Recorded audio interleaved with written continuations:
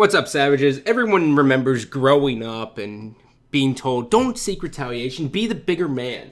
And you always think to yourself, yeah, you know what, I am going to be that bigger man. I'm not going to seek retaliation. Well, that is exactly what's not happening in today's episode. And you guys are all going to join me on this journey of justice.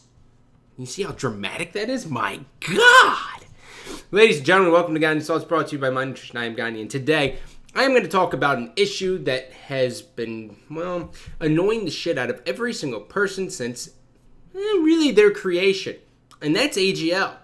AGL Brad, one of the owners of Arena Gaming League, has finally been spotted. Now, yesterday, I was sitting up at the studio, the UGC studio, and I was hanging out, and Matt Jackson, the owner of the UGC, said, "Hey, man, I found a picture of Brad." And I go, get the fuck out of here. We haven't seen this guy since he canceled an event that never even existed, and he pocketed, 30 teams' money. And I was like, let me see it. So he brings up this picture right here. Now, as you can tell right here, well, you actually might not be able to tell, but basically, Bradware is this tool right there in the cage. And I know I'm going to have a couple skeptics out there who are going to be like, oh, how do you know it's Brad? Well, one, the tweet says Brad in timeout. Two, the douchey hat. Three, those dead-ass eyes. And four, that creepy-ass smile. That creepy fucking face that just screwed out countless amount of people of money. Right there in a cage where he fucking deserves to be. But you know what? Unfortunately, they let him out. So I look at this picture and I'm like, oh my God in heaven. It's Brad! We found him! And so I tweet out, we found him, right? And then there's a bunch of responses, and I was like, yeah, screw it, I'll delete this tweet. And then the damage was already done at this point. So the guys of Go Beyond Entertainment, Saucy Source, Siren, and all them, they say, you know what? We have a job to do, and that is to make sure that Smite does not get screwed over. So they bring it to Reddit, and they post on there, like, guys beware, blah, blah, blah. And it gets a big showing. I retweeted the link. Sir Scoots got involved. Sir Scoots was like, I'm not from the Halo community, but I can say what these guys are saying is true.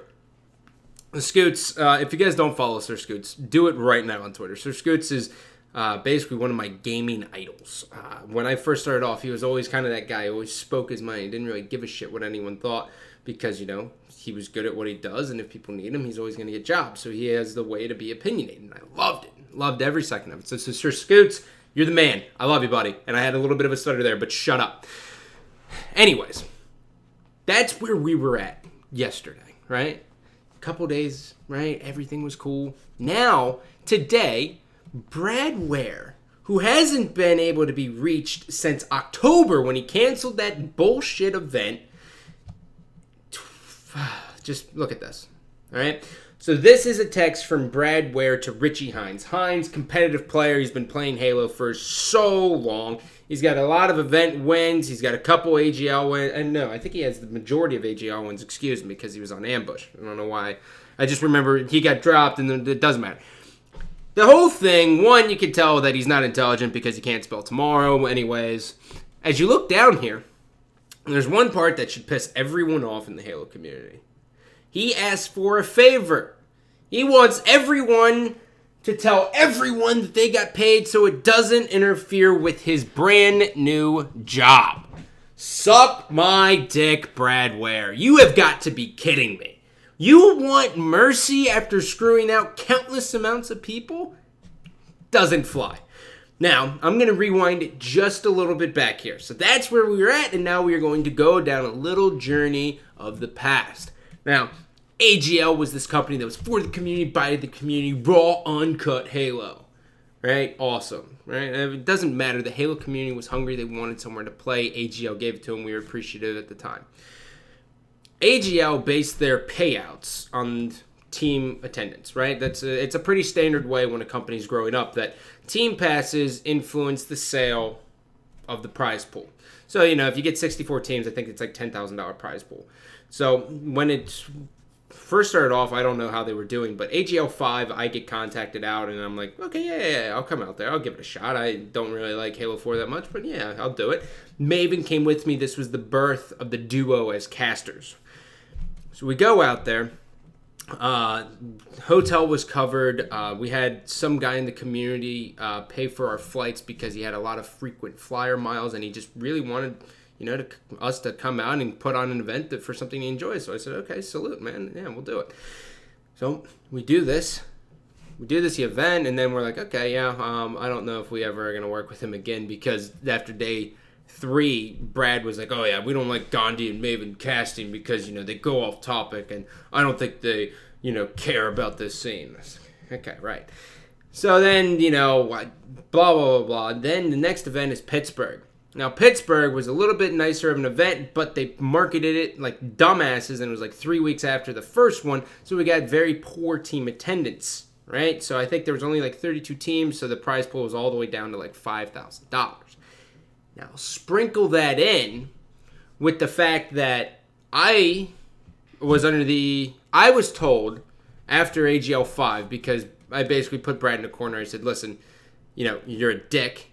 Do you want our service or not? The community wants our service. If you don't want it, it's fine. But I need help with flight, gas, and hotel. If an event's close enough, I'll drive, but I still need that. And he said, okay, I can do that. So it's a verbal agreement, obviously, and, looking back, I wish I would have had things in contract, but, it